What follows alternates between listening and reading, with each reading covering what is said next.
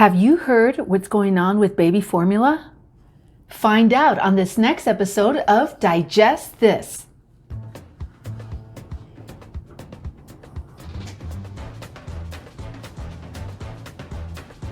Welcome to Digest This, the show that helps you revolutionize your digestive health. Here are your hosts, Dr. Liz Cruz and Tina Nunziato. Hello and welcome to Digest This. I'm Dr. Liz Cruz and I have Tina Nunziato sitting right here by my side. We're so excited for another episode. We're so excited that you are joining us. If this is your first time, welcome. And please check out our library of podcasts. If you are a regular listener, thank you so much for your loyalty. We love you and we appreciate that you take the time to listen to us and to be with us. And maybe you're watching us. We do air this on YouTube also. Yes, we do. Yeah, so thank you for being here. Welcome. And so I actually just heard about this whole thing with baby formula this morning. Tina was telling me about it. She's like, have you heard what's going on with baby formula? I'm like, no, but I did 10 colonoscopies yesterday and I took off a lot of polyps. So tell us, fill us in, Tina. Well, I guess this has been an issue for a while, but it's becoming a bigger and bigger issue here in the States. There's a lot of people, like even on the radio, they were talking about it yesterday. They're talking about it all over social media. It just sounds like there is a huge shortage of baby formula. Wow. And parents are kind of panicking. You know, there's mom groups coming together and what's really cool is the mom groups are coming together. They're sharing baby formula. Maybe if they have extra left over, maybe their baby's now on solid foods. So they're sharing what they have. There's moms that are breastfeeding that are pumping extra and like giving it out, cool. which is really cool. Yeah. So I mean, that's one cool thing that's come out of this. Absolutely. Is that these people are really trying to help each other out. Coming together. Yeah. The bottom line is that there's not enough baby formula in the stores. And why is that? Do we know? I do not know. I don't know if they've said what the deal is. I've tried to look into it, but there doesn't seem to be much out there. And just on the way home yesterday on the radio, one of the radio announcers was talking about how she and her husband drove around for 4 hours looking for baby formula just from store to store. And it's like a real thing. Like this is like a big issue. So it just triggered for me, like, we want to help, right? Sure, absolutely. And there are other alternatives to baby formula. I mean, actually, I saw something posted on social media this morning. It was like, don't tell a mother who feeds her baby formula to breastfeed, right? Because that's what a lot of people are like, why don't you just breastfeed your kid, right? Well, that's not an option for some women. Right. And I'm sure you said something about it's stirring up things with the Wade whole Roe versus Wade thing. Yeah, there's all this stuff, like, you're going to force us to have babies, yet you can't produce, you can't give us the baby formula to feed the babies. I mean, it's a whole deal, right? Yeah. But, obviously some women can't breastfeed. I mean, obviously, if you're a new mom, if you're just getting ready to give birth or you're a brand new mom and you are producing breast milk and it is an option for you, I think considering everything that's going on right now in the world, you absolutely should consider breastfeeding your baby, maybe more than ever before. Right. Obviously, breast milk is one of the best things we can do for our babies when they're born, and so we strongly encourage breastfeeding. But again, not every woman wants to do that, and sometimes for medical reasons they can't do it. Well, and sometimes, I mean, I will tell you personally from my own personal experience, I was under a lot of stress. I was in training, I was on call every 2 to 3 days. It was just very crazy busy. And when I had when I had our oldest, like, I just wasn't producing the milk. And I remember reaching out to lactation specialists and, okay, well, you got to do this, make sure you're drinking a ton of water, maybe try some sesame thing, all sorts of little potions, but I just couldn't produce the milk. Right. And so that's also a reality for a lot of women. Yeah. And I had twins, right? So I was producing milk, but not enough for both of them, right? So we had the twins half on breast milk, half on formula at the time. And this was before we we were actually right in the middle of our journey when all of this started happening. Actually, you were pregnant when we just started on our journey on, to wellness. Yeah. And after we had the girls, the twins, it was probably 6 months after we had them before we learned about nutritional blood microscopy and just looking at the cells of the body and how food affects the cells of the body. Right. And I remember you and I went and got our nutritional blood microscopy, and I was fascinated, and I wanted to have the kids do it, right? And at this point, the babies, like I said, the girls were maybe 6 months old, so all they're drinking is my milk and baby formula at that point, right? So we bring them in, and we had, took some of their blood, and we put it on the slide, and I was blown away at the stuff that was in their blood. It was scary. Already. It was scary. Just from baby formula. And the woman that we worked with, at that time, she was educating us about what they're putting in baby formula today, right? And of course, there are certain nutrients that are in baby formula that are important for the babies, but then there's a lot of other stuff in the baby formula that's not super great for the baby. And what tends to happen is there's a lot of sugar in baby formula, and so then we wonder why, when we get them off of baby formula at 1-2 years old, why they're craving sugar, right? Why they're, I want a lollipop, I want this, I want that. And it's because we've basically been feeding them sugar since birth, right? If we're giving them baby formula. So when I saw our girl's blood, I was literally sitting there crying. I don't know if we've ever podcasted on this, but it was very hard for me to look at their blood already at 6 months old and see how bad it was. And I remember sitting there crying and saying to her, what can I do? And she's like, well, you can make them formula. And I was like, what are you talking about? like, what do you mean? And thus started our formula making factory in our kitchen. Yes. And so the reason why we're doing this podcast is because there is something else you can feed your baby if you're super desperate. Absolutely. And you need an alternative to your baby formula. And by the way, this is super healthy. Super healthy. Like over the top. Yeah, like we were calling our babies our little organic green babies. Yeah. I mean, this is super healthy, amazing. We fed them this from 6 months until almost 2 years old. Till they came off their bottles. I mean, and I will tell you that the pediatrician was very concerned when I told her what we were going to do. I told her we're going to take them off baby formula and we're going to put them on this, and she was like, no, you can't do that. I'm like, well, I'm going to do it. And she goes, well, then you need to come in here. I want them in here every 2 months, and I want to be weighing them, and I want to make sure they're growing. I said, fine, I'll do that. I don't care. And I did. I brought them in every 2 months, and they started growing off the charts. And she's like, okay, you don't have to come in anymore.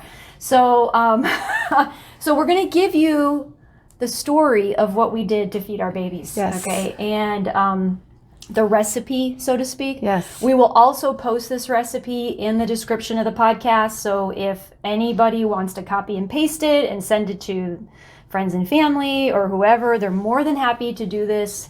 We will give this information out for free because it is so helpful and useful. And absolutely. Hopefully help feed your baby. Absolutely. So anyway, do you want to talk about the story of us feeding our babies? Go ahead. Making their baby formula? Oh my goodness. Yeah, it actually brings back a lot of great memories because it felt good that we were feeding our babies good, wholesome food. Good, like just raw, and we knew that they were getting the nutrients that they needed.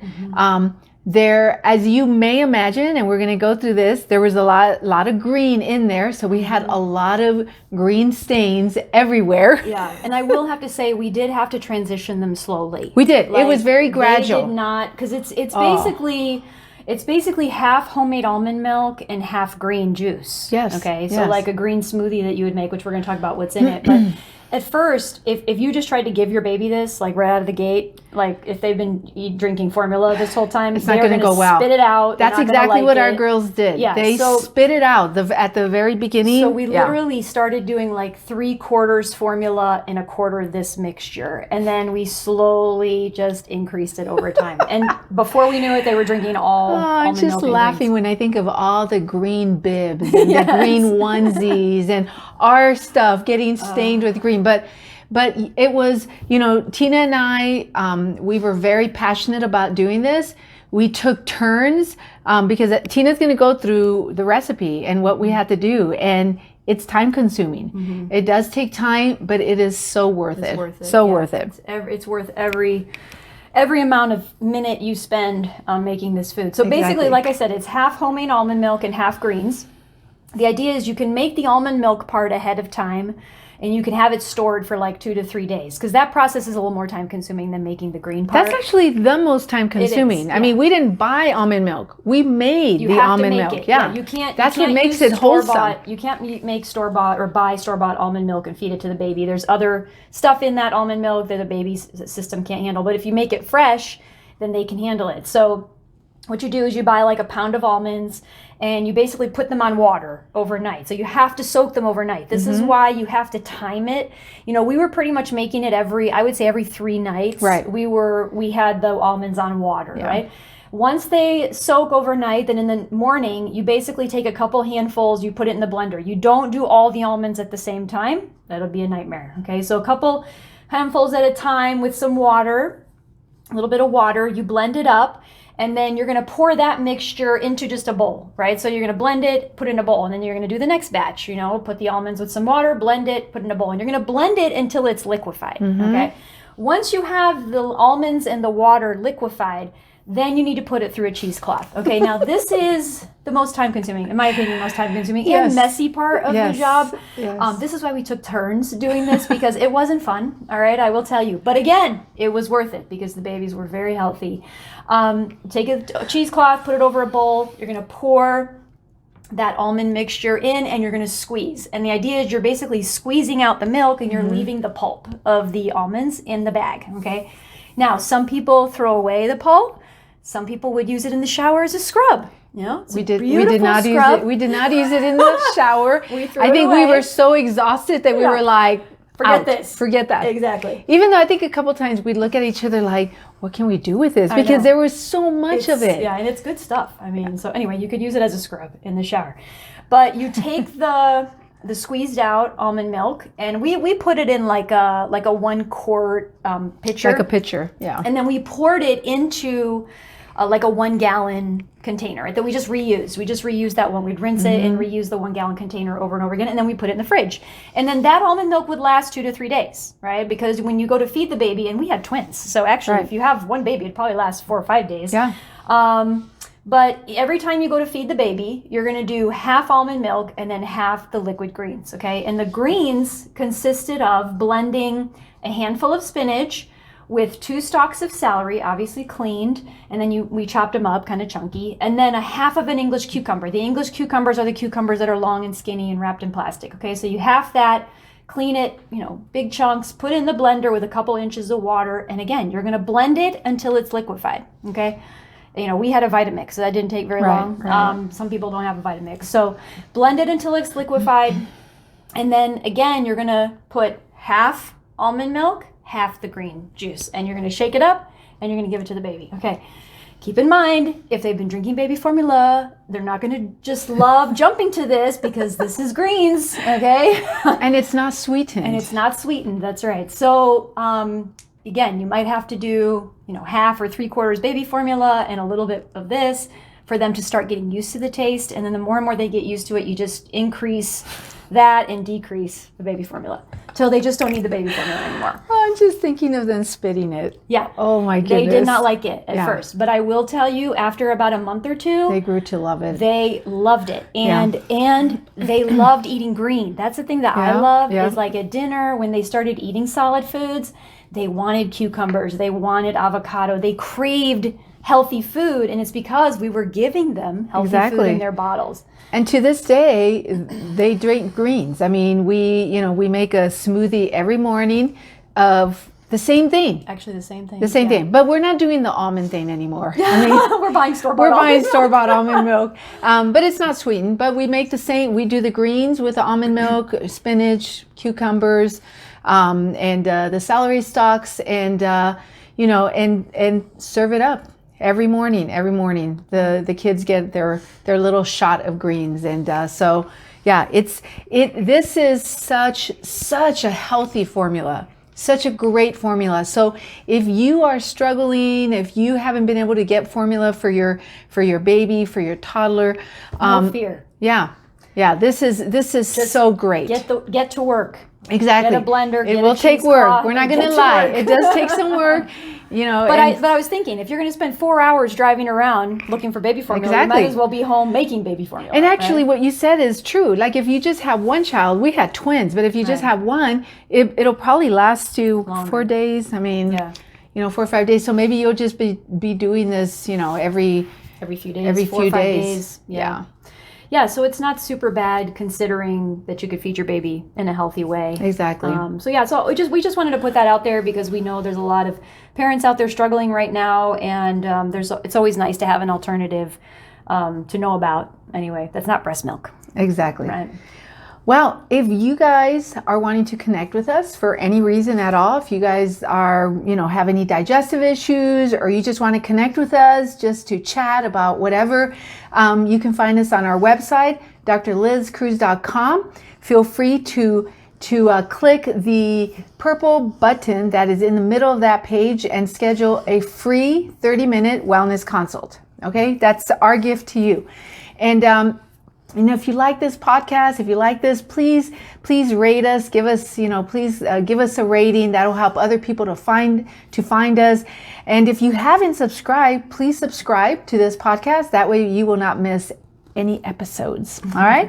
All right. On that note, we're going to go ahead and bring this to a close. Thank you again for joining us, and we will catch you on the next podcast. Thank you for joining Dr. Liz Cruz and Tina Nunziato. To learn more about their revolutionary products and services, go online to www.drlizcruz.com.